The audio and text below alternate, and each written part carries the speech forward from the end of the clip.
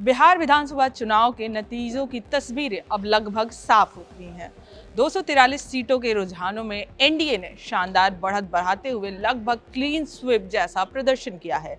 NDA 192 सीटों पर आगे है, जबकि महागठबंधन सिर्फ 45 से 50 सीटों पर सिमटती दिखाई दे रही है। सबसे बड़ा फायदा इस चुनाव में साफ तौर पे जेडीयू को मिलता दिख रहा है। पिछले चुनाव में 43 सीटों पर सिमट चुकी जेडीयू इस बार लगभग दोगुनी छलांग लगाते हुए 80 सीटों पर आगे चल रही है।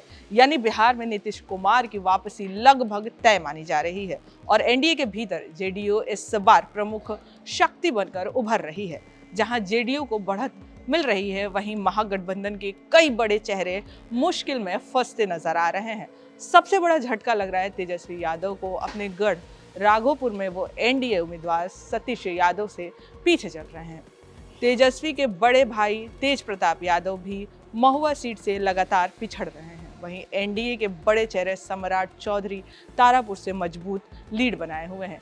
इधर रघुनाथपुर के शहाबुद्दीन के बेटे ओसामा और छपरा से भोजपुरी स्टार खेसारी लाल यादव भी पिछड़ते हुए दिख रहे हैं। सबकी नजरें जिस नई पार्टी पर टिकी थी वो है प्रशांत किशोर की जन स्वराज पार्टी।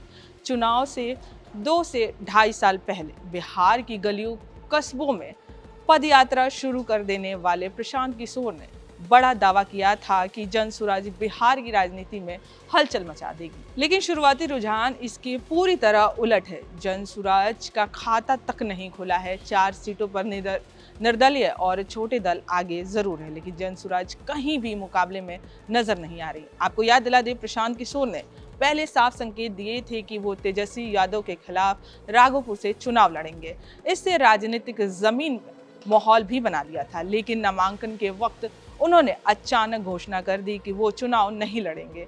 तभी कई विश्लेषकों ने कहा था कि ये फैसला जन स्वराज के लिए बड़ा झटका होगा और आज रुझान उसी आशंका की पुष्टि करते दिख रहे हैं। इधर इस बार बिहार में 2 चरण में रिकॉर्ड तोड़ मतदान हुए हैं, जो साल 2020 के मुकाबले करीब 10% ज्यादा है। यानी मतदाताओं ने बड़ी संख्या में बाहर निकलकर मतदान किया, लेकिन इस बढ़े हुए वोट का फायदा सबसे अधिक एनडीए और खास तौर पर जेडीयू को मिलता दिख रहा है। तो बिहार से फिलहाल की सबसे बड़ी तस्वीर यही है कि एनडीए भारी बहुमत की ओर है। जेडीयू बनी सबसे बड़ी पार्टी और महागठबंधन के बड़े चेहरे संकट में हैं। वहीं जन स्वराज को बड़ा झटका और कांग्रेस आरजेडी गठबंधन के लिए ये नतीजे निराशाजनक है। अगर जन स्वराज की प्रदर्शन की बात करें तो उनके पीछे रहने की बड़ी वजह साफ दिखाई दे रही है। सबसे पहले पार्टी का संगठनात्मक ढांचा अभी बहुत कमजोर है। दूसरा, राज्य स्तर पर कोई बड़ा प्रभावशाली चेहरा सामने नहीं है जो मतदाताओं को जोड़ पाए। तीसरी बड़ी कमी प्रशांत किशोर का खुद चुनावी मैदान में न उतरना।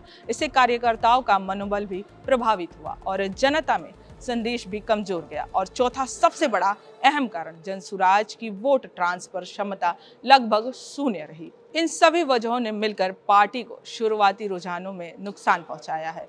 आप देखते रहिए इंडिया.com।